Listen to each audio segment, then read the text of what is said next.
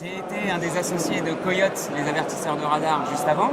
J'ai revendu mes actions en 2015 qui m'ont permis d'investir un peu de sous dans 22, une boîte qui est pure Deep Technology. Ça veut dire le Deep Technology, c'est la croisée de la science et de l'ingénierie. Donc c'est ce qu'on dit en ce moment avec l'intelligence artificielle, c'est que ça développe des algorithmes très scientifiques et comment les appliquer aux usages des entreprises.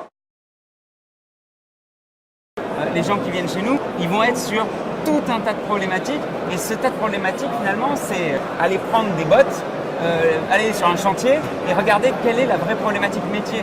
Et ça, un docteur en intelligence artificielle ne l'a jamais fait.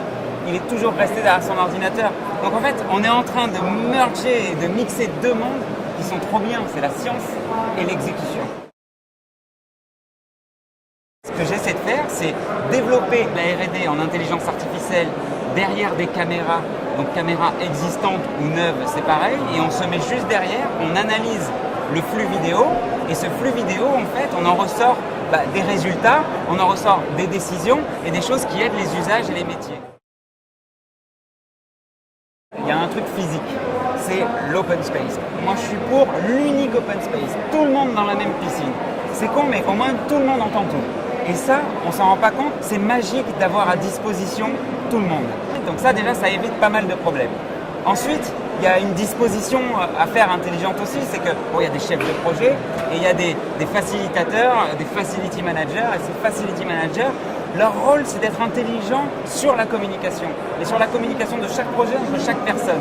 Donc bien sûr, dès qu'il y a un projet qui arrive, déjà, il faut qu'il nous plaise, il faut qu'il passionne. On le marque au tableau, donc on a un immense tableau, il est en haut. Et à chaque fois, on dit la prochaine action qu'il y a à faire. Juste derrière, on fait un kick-off et puis il y a une personne qui est dédiée à ce projet-là. Après, pour essayer d'être le plus agile possible, c'est une culture. J'essaie de parler doucement, mais moi j'aime bien parler très vite, j'aime bien aller très vite. Et du coup, il y a une culture de la rapidité et de la vitesse surtout. C'est important. Alors, je viens de Coyote aussi, donc du coup, il y avait aussi une culture de la vitesse. Mais là, elle est appliquée pas à la route, elle est appliquée au cerveau. Le terrain d'entraînement du cerveau doit être la vitesse. Et du coup, l'exécution est énorme derrière. On travaille, alors tout ça avec beaucoup de prise de risque aussi. Quand quelqu'un se plante, on lui explique pourquoi il s'est planté et on lui dit voilà, tu te replantes pas sur la même chose, mais c'est bien de t'être planté. C'est-à-dire qu'on a le droit à l'erreur. Et à la limite presque, à la fin on fait des interviews tous les 6 mois. Ces interviews-là, je fais voilà, t'as fait combien de bourdes? Il faut en faire minimum 2 ou 3. Et si t'en as pas fait 3 de bourdes, c'est que tu t'es pas mis assez à risque, quoi. Mets la voiture en travers, fais-la partir et tu la récupères avec ce que tu peux, quoi. Donc il y a beaucoup de bon sens, d'humain, d'énergie, de vitesse et de vision, quoi. On a envie d'aller tous vers le point B.